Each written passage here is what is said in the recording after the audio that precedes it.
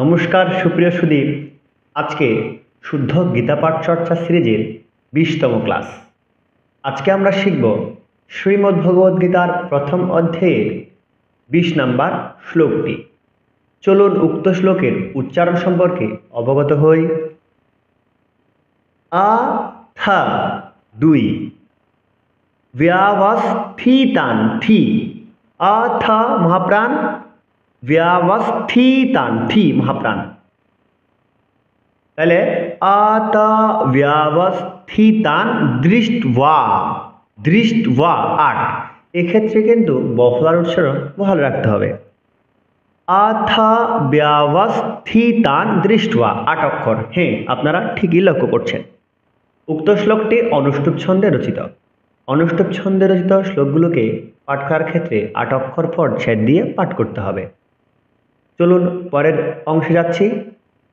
ধার্থ ধা মহাপ্রাণ, ধার্ত রাষ্ট্রান কপিধ্বজ। পুনরায় বলছি, ধার্থ ধা মহাপ্রাণ, ধার্ত রাষ্ট্রান, রাষ্ট্রান বলা যাবে না, রাষ্ট্রান রফলার উচ্চারণ ভালো রাখতে হবে। ধার্থ রাষ্ট্রান কপিধ্বজ, ধ্ব মহাপ্রাণ এবং বফলার উচ্চারণ ভালো রাখতে হবে। ধ্বজ 8। পরের অংশ আছে প্রবৃত্তে শস্ত্র সম্পাতে। সম্পাতে শস্ত্র সম্পাতে বলা যাবে না, দন্তস্বকে এসের মতো উচ্চারণ করতে হবে। এই জন্যই প্রবৃত্তে শস্ত্র সম্পাতে। অন্তিম ছত্রে যাচ্ছে ধনুরু, ধ মহাপ্রাণ, ধনুরোদ্যম্য, দ্যম্য, ধনুরোদ্যম্য পাণ্ডবঃ, পাণ্ডবঃ 8। চলুন উক্ত শ্লোকটি শুদ্ধ দিয়ে পাঠ করার চেষ্টা করি। অথ ব্যবস্থিতান দৃष्ट्वा ধার্তরাষ্ট্রান কপিধ্বজঃ প্রভৃত্তে শস্ত্র সম্পাতে ধনুরোদ্যম্য পাণ্ডবঃ।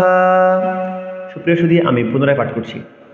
অথ ব্যবস্থিতান দৃष्ट्वा ধার্তরাষ্ট্রান কপিধ্বজঃ প্রভৃত্তে শস্ত্র সম্পাতে ধনুরোদ্যম্য পাণ্ডবঃ। সুপ্রিয় সুধী, উক্ত শ্লোকটি আপনারা যদি প্রথম দেখে থাকেন, যদি এর পূর্বের সকল শ্লোক দেখতে চান, তবে উক্ত পেজের ভিডিও অপশনে শুদ্ধ গীতা পাঠ চর্চা সিরিজ প্লেলিস্ট করা আছে, সেখানে গিয়ে সকল শ্লোক দেখে নেবেন এবং অবশ্যই নিজের মন্তব্য জানাতে ভুলবেন না।